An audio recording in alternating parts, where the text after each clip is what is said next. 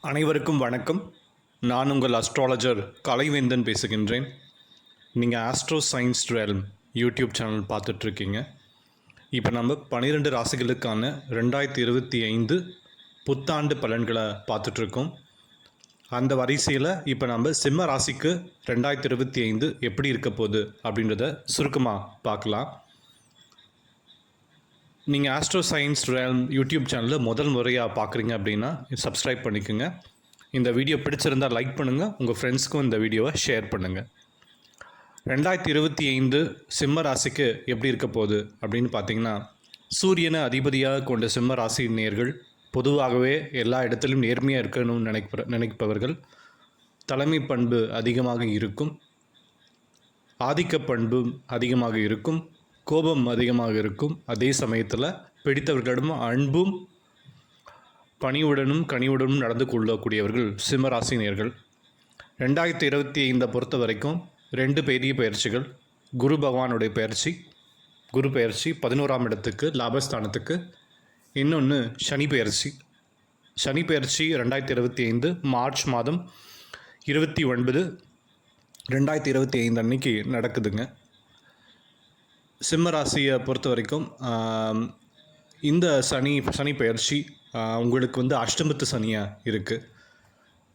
அஷ்டமத்து சனி அப்படின்றது உங்களுக்கு ஏழரை சனியினுடைய ஒரு சின்ன ஒரு பகுதி, சிறு பகுதி அப்படின்னு சொல்லலாம்.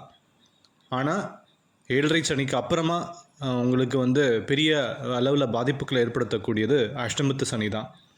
ஆக இந்த 2.5 வருட காலம் சிம்மராசி நேயர்கள் அஷ்டமத்து சனியினால் சிறிது பாதிப்புகளை நீங்கள் வந்து ஃபேஸ் பண்ணக்கூடிய ஒரு காலகட்டம் தான். சிம்ம ராசியை பொறுத்த வரைக்கும் உங்களுக்கு வந்து சனி பகவான் எங்கெங்கே பார்க்குறாரோ அங்கெல்லாம் வந்து உங்களுக்கு பிரச்சனைகள் இருக்கலாம். அதை நீங்கள் எப்படி கையாளலாம் அப்படின்றதையும் நான் உங்களுக்கு சொல்கிறேன். சனி பகவான் 8ஆம் இடத்துலேருந்து உங்களுடைய 2ஆம் இடத்தை பார்ப்பார்.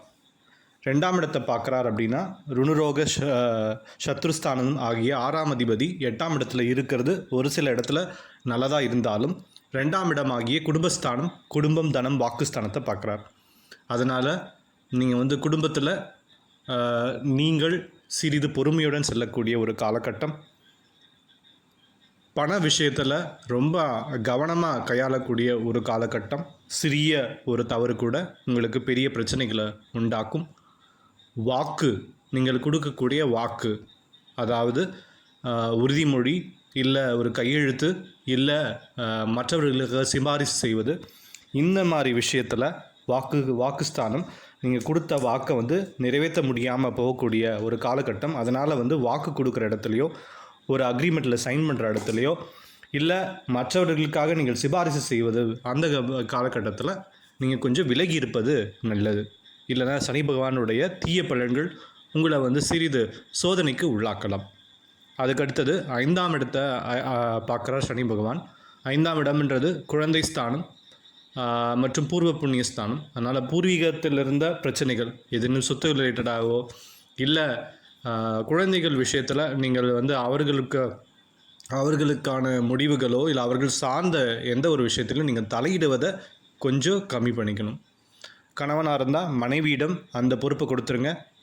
மனைவியாக இருந்தால் கணவன்கிட்ட கொடுத்துருங்க. அதாவது கணவன் சிம்மராசியாக இருந்தால் மனைவியிடம் கொடுத்துருங்க அந்த இதுவை. மனைவி சிம்மராசியாக இருந்தால் கணவனிடம் இந்த குழந்தைகள் சம்மந்தப்பட்ட விஷயங்களை கொடுத்துருங்க. அதுக்கப்புறம் பார்த்திங்கன்னா சிம்மராசியை பொறுத்த வரைக்கும் இதுக்கப்புறம் வேறு எங்கே பார்க்குறாரு அப்படின்னு பார்த்திங்கன்னா 2, 5, 5ஆம் பாவம். இது மட்டும் இல்லாமல் பார்த்திங்கன்னா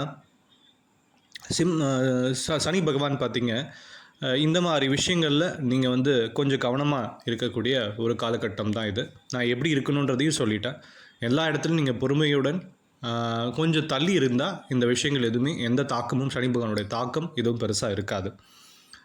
புதிய முயற்சிகள் எதுவாக இருந்தாலும் வீடு, மனை, வாகனம் இதெல்லாம் வந்து தவிர்க்கிறது நல்லது. அது மட்டும் இல்லாமல் நெடுந்தூர பயணங்கள் இரவு நேரத்தில் நாங்கள் செல்லாமல் இருப்பது மிகவும் நல்லது. புதிய முதலீடுகள் 2025 பெரிய முதலீடாக இருந்தால் தவிர்த்து கொள்வது மிகவும் நல்லதுங்க. தொழில் ஸ்தானம் 10ஆம் ஸ்தானத்து மேலேயும் சனி பகவானுடைய பார்வை இருக்குங்க. அதனால் உங்களுக்கு வந்து தொழில் செய்கிற இடத்துலையும் சிறிய சிறிய பிரச்சனைகள் உண்டாகலாம். உங்களுக்கு உயர் அதிகாரியிடம் சில பிரச்சனைகள் மேலோங்கலாம். அந்த இடத்துல நீங்கள் வந்து கொஞ்சம் வணங்கி இணங்கி போகிறது நல்லது. குறிப்பாக உங்களுடைய கீழ்நிலை பணியாளர்கள், நீங்கள் முதலாளியாக இருந்தால் உங்களுடைய தொழிலாளியிடம் இது வந்து நிறைய காணப்படலாம். ஏன்னா சனி பகவான் கீழ்நிலை தொழிலாளர்கள்னு சொல்லக்கூடிய சில விஷயங்கள், அதாவது என்ன சொல்கிறதுன்னா, உங்களுக்கு கீழே இருக்கிற தொழிலாளிகள், அதை தான் நான் சொல்ல வந்தேன். உங்களுக்கு கீழே கூட இருக்கிற தொழிலாளிகளிடம் கொஞ்சம் வந்து நீங்கள் கனிவோடும் அன்போடும் இருக்கக்கூடிய ஒரு காலகட்டம். நீங்கள் வந்து தலைவரோ இல்லை உயர்ந்த பதவியில் இருக்கீங்க அப்படின்னு உங்களுடைய என்ன சொல்லுது, உங்களுடைய கமாண்டுன்னு சொல்லக்கூடிய உங்கள்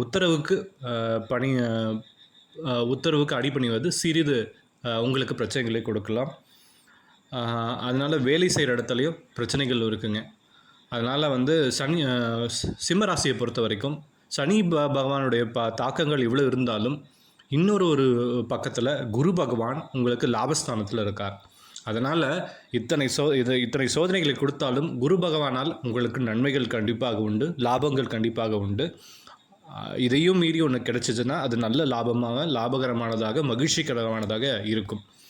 அதனால் சிம்மராசியை பொறுத்த வரைக்கும் இந்த 2025 சிறிது சோதனைக்குரிய காலகட்டமாக இருந்தாலும் குரு பகவானுடைய பயிற்சி உங்களுக்கு சாதகமாக இருக்கிறது. நன்றி, வணக்கம்.